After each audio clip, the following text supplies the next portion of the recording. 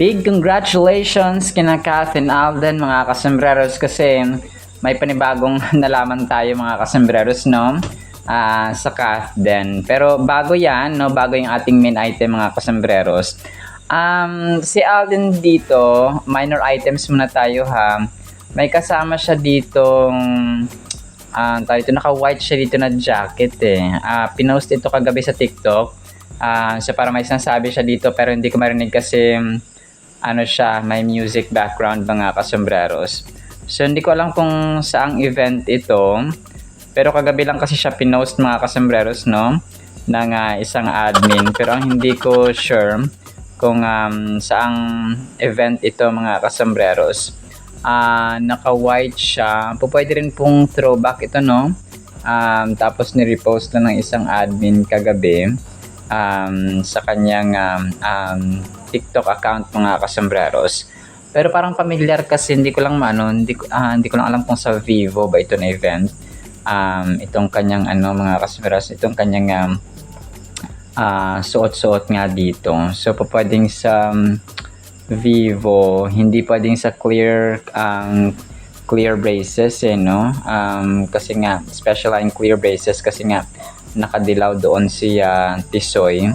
So pero yun, kakapost lang kagabi kasi medyo familiar siya pero hindi ko ma-recall kung saang event ito mga kasembreros no.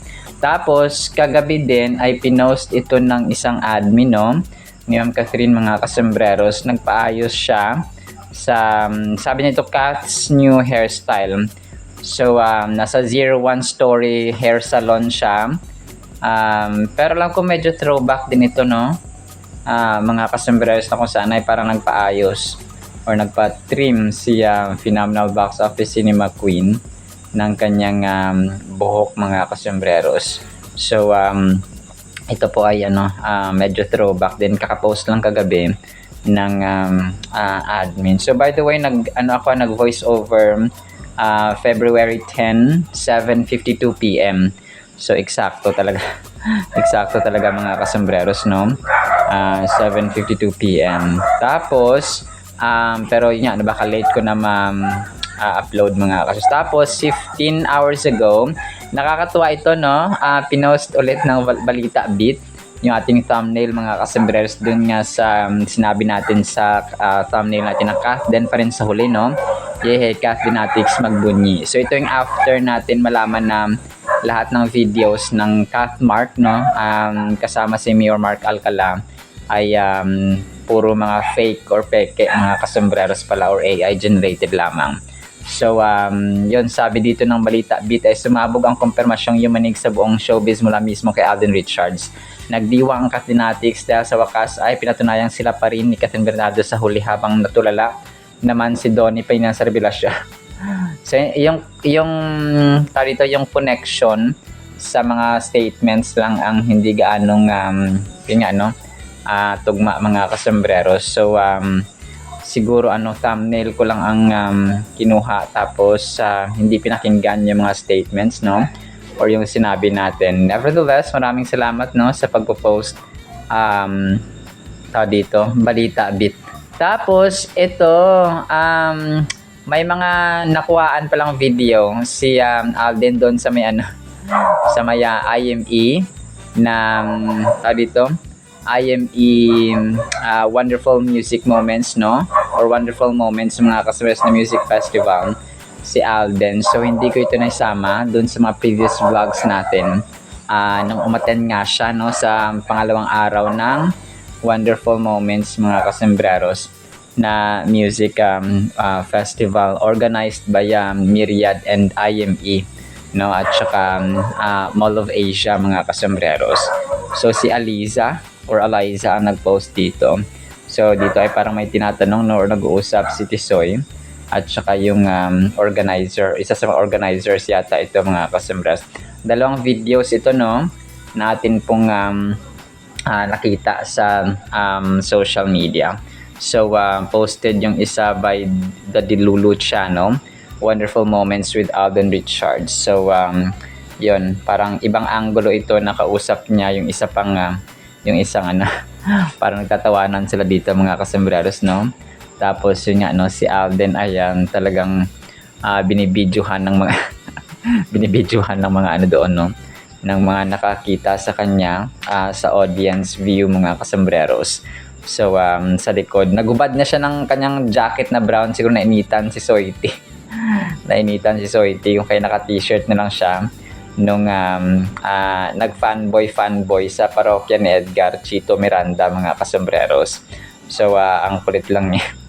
Tapos yun, since Feb 10 ako nag-voice over, birthday pa rin, no, ni Donnie, no, pasagwihan ko ito, mga kasambreros. 4 hours ago, no, binati siya ni Alora sa Sam. Happy birthday, Bingo! Sana palagi kang masaya. Salamat sa kabutihan ng puso mo, Donnie Pangilinan. So si Alora sa Sam at saka si Ma'am Catherine ay best friend din, no. So 1,700 likes 4 hours ago niya ito pinost, mga kasambreros. So yun, mabait talaga, no, si tall, dark and handsome na si Donnie Pangilinan. Tapos si Alden, yung kanyang yung kanyang unan, alam ko isang admin ito yung unan niya, Alden Richards yung mukha. Ang cute, mga kasambreros.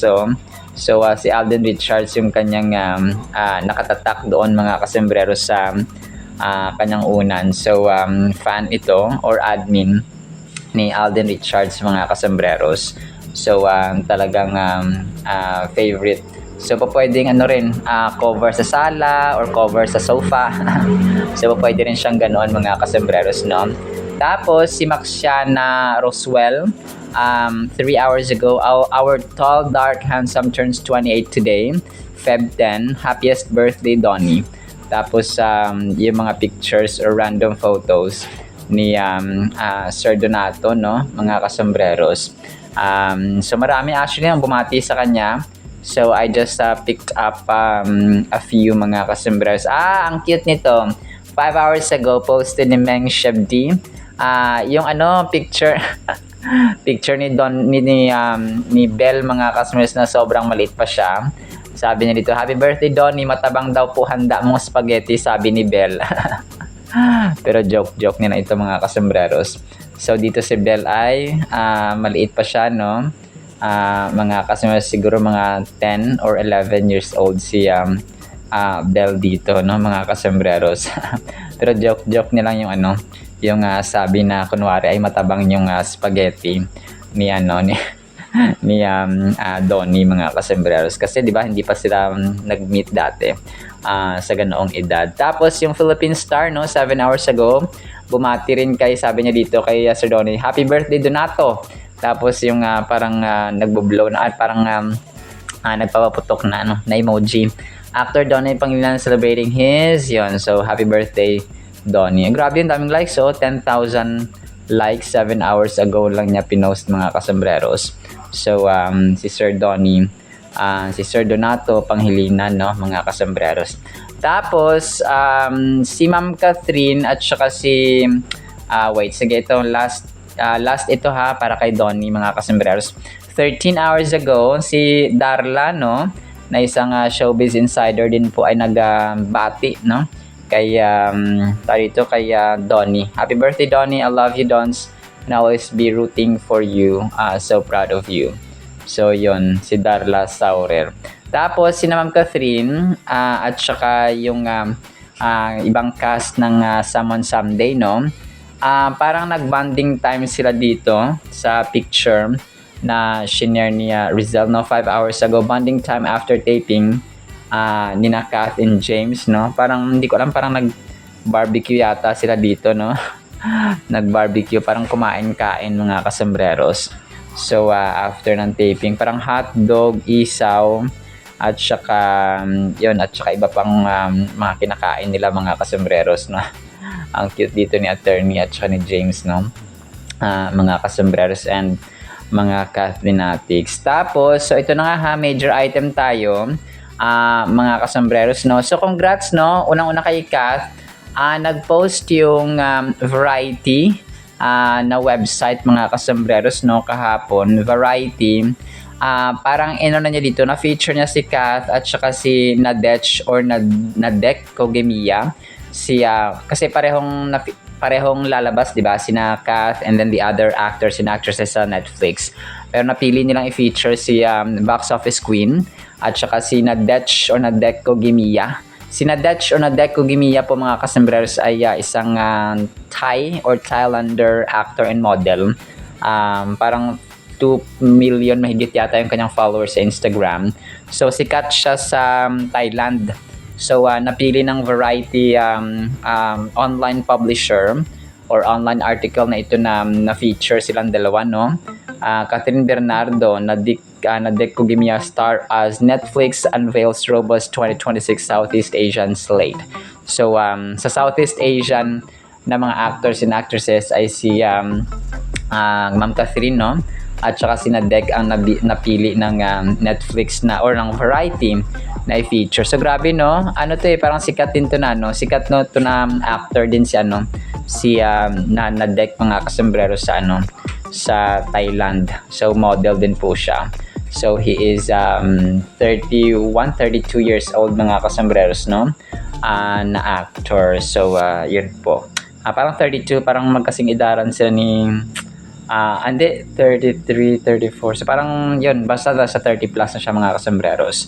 So yun po, no, si Nadek. Congratulations. And then si Alden, yung IME Wonderful Moments niya ay nakatanggap ng positive feedback, no, from random fans mga kasombreros. Sabi ng isa dito, atid siya ng Bini. Sabi niya 6 hours ago, in fairness, very organized ng Wonderful Music Moment or Wonderful Moments Festival. Tapos sobrang solid ng sound system. Plus the best yung ang daming nag-iikot na security during the event to ensure na safe lahat. Congratulations Alden Richard. Sana marami pang susunod na music festival para sa OPM. So si Ate Cha, hindi ko alam kung saan, Bini ba ito? Tapos ito, no, sa Trisha's 48 minutes ago, sabi niya, my first Wonderful Music Festival this year and definitely not my last. So hindi daw ang panghuli, no? Uulit daw siya kung meron. The artist lineup was fantastic. The venue and production were top notch. I will definitely go again to the next festival. So kudos, no, sa Wonderful Moments. Tapos si Kelly Marie Chan, sabi niya, I just wanna say na sobrang ganda ng production ng buong music festival kanina plus solid lineup. Sobrang saya din nung may nagbabounce na ball kahit natamaan ako twice. Tapos cherry on top, fireworks sa dulo. Wonderful Moments with Bini. So grabe, no? Tapos sabi dito ng isa ni Gian's version, AC. I think I can say na Wonderful Moments Music Festival is one of the best music festivals I attended. So well produced. The budget is budgeting talaga. budgeting. Considering that tickets price or the tickets price, you really get what you pay for. Attend pa ako sa next. Oh, grabe, no? So congratulations sa achievements, no, Paps Alden Myriad, ni Phenomenal Box Office Cinema King, at of course ng Wonderful Moments Music Festival mga kasombreros. So talagang pinagpapala, no? At saka grabe naman kasi, no, organized. Kung hindi na siguro talagang masama ang panahon nung una, ay so parang dumami din daw ang tao pala, no, sabi ni Kasombrerong Raquel yata. Mas dumami rin pala ang tao sa first day nung gumabi na mga kasombreros, no, nung mga hapon-hapon pa ay hindi pa kasi yung panahon ay hindi gaanong favorable. So yun, congrats, no, kina Kath and Alden mga kasombreros. Tapos next item natin, second from the last, Someone Someday na feature din po sa preview, no.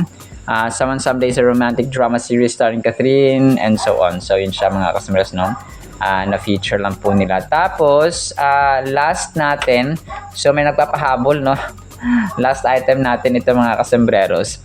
So birthday greeting, no, napahabol para kay Tall, Dark and Handsome daw, Donnie Pangilinan. So kasama niya dito si Belle yata, no, itong kasama niya mga kasombreros. So happy birthday, no. Tapos ang Don Bell mga kasombreros. So ang cute, no, nakachinelas lang sila dito mga kasombreros. So parang nakapambahay, semi-casual event, no, para sa birthday greeting kay Sir Donato mga kasombreros. Alright, so yan lang actually sa ating Catherine at Donbell items, no? Sana po ay pakinggan po natin ang napakagandang salita po ng Panginoon at isang pinagpalang araw po ha sa bawat isa. Grabing proteksyon ni Lord sa ating Word of God, mga kasambreros. Ang title natin ay Sa Tubig o Apoy Man. Isaiah chapter 43 verse 2. When you pass through the waters, I, God, will be with you, and through the rivers, they shall not overflow you. When you walk through the fire, ito naman, no, apoy mga kasambreros, you shall not be burned, nor shall the flames scorch you. Napaka the best nito mga kasambreros. Sa atin, of course, no, hindi man ito literal na apoy or tubig mga kasembreros ay nandun yung proteksyon ng Diyos sa atin mga kasembreros. Alam niyo po, yung kabisihan natin sa mundong ito, let's say tayo, di ba, kunwari ako gumagawa ng vlog, ay nanay ko nagluluto, nag-aasikaso sa kusina, and so maraming agenda, no, tayo minsan nasa opisina, nasa eskwelahan, nasa mall, nasa grocery, nasa bahay. Alam niyo po yung kabisihan natin sa mga activities at daily agenda natin. Walang-wala po yan sa kabisihan sa spiritual kingdom or sa heavenly kingdom mga kasimers. So when we say spiritual realm, so yun po siya, no? Kasi di ba may earthly kingdom, may worldly kingdom mga kasimers sa mundong ito, which is temporary. Tapos may spiritual kingdom. No, yun po yung kingdom ni Lord mga kasembreros. So yung kingdom ni Lord ay mas busy sa ating mundo mga kasembreros, the physical world, no, na nakikita natin sa physical world versus spiritual world. So mas busy na nagtatrabaho ang mga anghel ni Lord, ang mga lingkod ng Panginoon, ang mga seraphim, ang mga messengers, ang mga governors, ang mga cherubims, and so on. Maraming creatures actually na nilikha ang Diyos Ama mga kasembreros para maglingkod sa Kanya. And yun nga, no, hindi natin nakikita kasi we are in the physical world. Pero kapag nasa nasa spiritual world, no, nasa mamatay na tayo, kaluluwa na lang mga kasembreros. So doon natin makikita sa heaven kung gaano kaganda, gaano katindi, gaano kadakila mga kasembreros, yung mga creations pa ng Panginoon in the spiritual kingdom or spiritual world or spiritual realm mga kasembreros. So kung kaya tayo po ay yung sabi natin na sa tubig o apoy man, kasi ang protection ng Panginoon hindi natin alam. Kahit ako nakatayo dito, nag-voice over, may mga angels, no, may mga lingkod ang Panginoon na nagbabantay sa atin, no, to make us safe, to make us secure mga kasembreros and protected sa anumang danger. Kasi ang utak po natin ay battlefield po ito, di ba? So kailangan ng protection, hindi man helmet na literal, pero spiritual helmet mga kasembreros ang pumaprotekta sa atin, no, ang malingkod ng Panginoon ay pinoprotektahan tayo mga kasembreros sa sa anumang uri ng battle of the mind mga kasembreros. Imagine natin maraming mga battles ang pwedeng ipukol sa atin at ibato ni Satanas mga kasembreros sa ating isipan. Let's say mag-inject siya ng inggit, no, sa puso natin. For example, maglalagay siya ng inggit sa puso natin at saka sa isipan, maglalagay siya ng yabang, ng pride, maglalagay siya ng pagiging ambisyoso, maglalagay siya ng galit, maglalagay siya ng unforgiving spirit, maglalagay siya ng mga plano or choice na pwede nating gawin. Pero hindi minsan, no, talagang si Satanas, ang goal niyan ay sirain yung ating mindset, sirain yung ating isipan. Kung kaya yung mga nagsasuffer ng mental health issues, anxiety and depression for example, so natatalo sila ng kalaban, natatalo sila ng kaaway mga kasamahan ni Satanas because yung nilalagay niya at ini-inject niya sa utak ng tao, sa mind ng tao, nandyan yung stress, nandyan yung kung nag-dwell na sila doon, pwede naman tayo ma-stress sa siguro mga 2 minutes, 3 minutes, 1 hour. Pero kapag doon na tayo, yung iba kasi noon, may nakita ako na yung mga taong depressed, nakadepende na lang sila sa injection, sa medicines, sa mga gamot na iniinom nila at saka nireseta ng psychiatrist or ng doktor for example.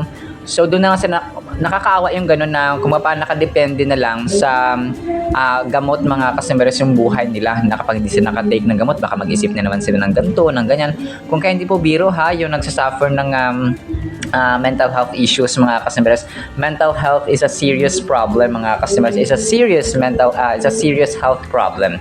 Kung kaya pag may kaibigan kayo na tao dito nagsasuffer ng ganun, wag niyo pong i-joke, parang wag niyo patulan yung kanyang joke na mamaya magpapakamatay ako, ganyan. So, tapos kabibiruin mo naman. So wag ganun, dapat i-comfort niyo sila na may purpose ang Diyos, no? Mahal na mahal siya ng Panginoon, no? Binigay ni Lord ang kanyang kaisa-isang anak sa atin para magkaroon tayo ng pag-asa, ng salvation, ng kaligtasan mga kasombreros, na kung saan ay tao dito, nagkaroon pa tayo ng chance sa buhay sa mundong ito. So, may purpose siya, may purpose tayo mga kasos, and God really loves them. So, ganoon ang pag-comfort, no? Tapos, ang plano ng Diyos, no? May plano ang Diyos sa kanyang buhay, may plano si Lord sa kanyang future, no? Ganoon mag-comfort mga kasos. Huwag yung magpasaw niya at magpapakamatay, tapos ikaw naman tatawanan mo lang. So wag po ganoon mga kasombreros. Ano yan napakahalagang usapin yan mga kasombreros. Kung kaya dito sa tubig o apoy man, yung tubig at apoy na ito, poproteksyon tayo din ng Panginoon, no? Kung pa hindi tayo malulunod, hindi tayo masusunog mga kasombreros, na ito yung kanyang gustong sabihin dito. Hindi man tayo malunod literal sa tubig, pero minsan nalulunod tayo sa problema. So parang ganoon ang nangyayari, no? Nalulunod tayo sa mga kaluwat-kan ng mga stress, no? And kagaya ng mention ko kanina, huwag tayo magpalunod, no, sa mental health problem mga kasombreros. Huwag tayo magpalunod sa stress, no? Huwag tayo magpalamon. Huwag tayong magpasunog mga kasombreros sa stress, sa depression, and so on. Absolutely, this verse from Isaiah chapter 43 verse 2 is a powerful reminder of God's unwavering presence and protection sa ating buhay, especially during challenging times. So, yun yan, no? Kapag tayo po ay nakakatanggap ng kaluwat-kan ng problema, ay nakaka-challenge, no? Nakakaunat ng pasensya, nakakawala ng gana, nakakawala ng pag-asa, pero ang Diyos po natin ay ating buhay na pag-asa. So the imagery of passing through the waters or walking through the fire evokes a sense of difficulty and struggle. So kagaya na mention natin, hindi man literal na tubig or apoy mga kasombreros, but they may represent or equal sa ating problema at struggle sa buhay. However, God promises to be with us na every step of the way, ensuring our safety and guidance. So, hindi pinangako ng Panginoon ng hayahay na buhay. Kaya pinangako niya na hindi na tayo iiwan saan man at anumang season ng ating buhay mga kasombreros. So, He was, He is, and He will be with us mga kasombreros kapag tayo po ay tinatawag natin siya, nagtitiwala at nananalig tayo sa Kanya. So, the more that we trust, parang parati nating sabihin at ipakita sa Panginoon na hindi natin kaya mabuhay nang wala siya. Okay? Ganoon po mga kasombreros. We are always needing God. Kailangan natin siya parati. Gustong-gusto natin parating makasama ang Kanyang presensya. Yung Kanyang pag-ibig, gusto natin ma-feel yung Kanyang pag-ibig, yung Kanyang protection, yung Kanyang awa, yung Kanyang compassion, yung Kanyang forgiveness, yung Kanyang patience, yung Kanyang mercy, and so on mga kasombreros. So yung Kanyang love, yung joy, no? So kapag nagdi-desire tayo parati na we're always saying and we're always making Him feel and aware mga kasombreros na hindi namin kaya to Lord, no? We always need You. Give Your Spirit, let Your Spirit lead us, no? Sa Kanyang tamang direksyon, sa Kanyang tamang leading, so that we can do His will and so on. So the next time you find yourself facing adversity or feeling lost, remember the promise of Isaiah chapter 43 verse 2. Trust in God's presence, protection, and guidance, knowing that you are never alone in your struggles. Allow this verse to bring you comfort and hope, and let it be a reminder of God's unchanging love and faithfulness towards you. So, hayaan natin yung verse nito mga kasombreros ay maging reminder sa atin na hindi tayo nag-iisa sa buhay. So, alam niyo po, kaluwat-kanan ang pagyayanig sa amin dito, no, ng especially sa aming kapitbahay, na mga hindi pagpapatawaran, no, yung hindi hindi pagkakaroon ng pagkakunawaan minsan. So, pero we believe that God is faithful, and His promise is forgiveness, His promise is protection, security, and so on. Hindi lamang sa hindi lamang sa physical, kundi sa ating mental and social, and yung social ba, yung relational aspect natin, na proteksyonan ng Diyos ang relasyon ng pamilya, hindi magkaroon ng unforgiving spirit, hindi pasukan ng pride, and so on mga kasombreros. So the relevance of Isaiah chapter 43 verse 2 extends beyond its original context, resonating with people today who face their own waters and fires. So in various forms, be it be personal crises, critical or health challenges, financial struggles, or emotional turmoil. This verse serves as a beacon of hope, assuring believers that they are not alone in their struggles. It reminds them that God is with them, offering strength, comfort, and protection in the midst of adversity. So, kagaya na mention natin, no, sa lahat ng aspects nating buhay, especially yung relationship, no, at saka spiritual aspect natin. Kung pa i-pray natin na, i-cover, no, tabunan ng Panginoon mga customers ang ating utak, ang ating isipan, ng kanyang dugo, no, ng kanyang spirit mga customers, so that we'll be protected sa mga pana, no, ni Satanas mga customers na mag-inject siya ng kung ano mga negative thoughts, no, yun siya doon kasi nagsisimula yun, negative thoughts mapo-form yun sa mabubuo yan sa isipan natin, tapos pag finid pa ng finid ni Satanas, bubulong siya ng bubulong, so doon na magsisimula ang mga kumbaga pa hindi magandang iniisip ng tao, so which eventually will turn into action kapag lumala mga kasambreros. So final thought natin, when fear and uncertainty creep in, we hold on to the belief that God is our refuge and for our fortress. We trust in His unwavering love and faithfulness, knowing that He is our help in times of need. So ang Diyos natin, mapa yung apoy natin, yung mga apoy natin at tubig mga kasambreros, kapag mag-equate na ito sa problema, sa negative thoughts, sa trials, no, sa lahat ng aspects ng ating buhay, pwedeng atakihin ng diablo, ay let's always pray na protection ito ng Panginoon. Yung mga fire and water natin ay we are protected, no, by the almighty hand of God, by the precious and most holy blood of Jesus Christ sa krus ng Kalbaryo.